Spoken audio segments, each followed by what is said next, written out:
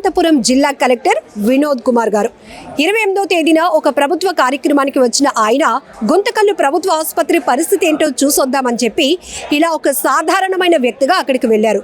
జిల్లా కలెక్టర్ ఆసుపత్రికి ఆకస్మిక తనిఖీలు చేస్తున్నారు అంటే మనందరికీ తెలుసు, సినిమా స్టైల్లో అందరూ అలర్ట్ అయిపోతారు, ఉరుకులు పరుగులు పెట్టేస్తూ ఉంటారు. ఎక్కడా లేనటువంటి శుభ్రత, ఎక్కడా లేనటువంటి హంగు ఆర్భాటాలు కనిపిస్తూ ఉంటాయి.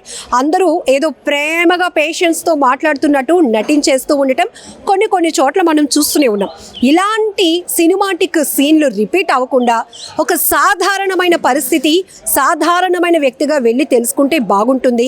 అప్పుడే ఒక చేంజ్ అనేది వస్తుంది, అప్పుడే నిజంగా ప్రజలకు న్యాయం జరుగుతోంది అనే ఒక మంచి ఆలోచనతో ఈ జిల్లా కలెక్టర్ గారు ముఖానికి మాస్క్ వేసుకొని, మెడలో కండువా వేసుకొని, కాళ్ళకు రబ్బర్ చెప్పులు వేసుకొని ఒక ఆర్డినరీ పర్సన్ లాగా వెళ్తూ అందరితో మాట్లాడటం, అక్కడున్న పరిస్థితులను క్షుణ్ణంగా చూసి ఆయనే స్వయంగా తెలుసుకున్నటువంటి పరిస్థితి.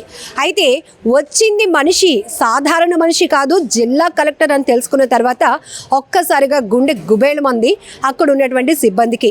ఇక్కడికి వచ్చిన జిల్లా కలెక్టర్ ఏ అంశాలు ఫోకస్ చేశారో, ఆయన దృష్టిలో ఎలాంటి నిర్లక్ష్యాలు బయటపడ్డాయో, ఆ తర్వాత మనకి ఎలాంటి ఆర్డర్స్ వస్తాయో అనేటటువంటి టెన్షన్ వీళ్ళలో మొదలైంది. ఇక్కడ జిల్లా కలెక్టర్ గారు చేసినటువంటి ఈ గొప్ప పని ప్రతి ఒక్కరూ ప్రశంసిస్తూనే ఉన్నారు. నిజానికి ప్రభుత్వ ఆసుపత్రి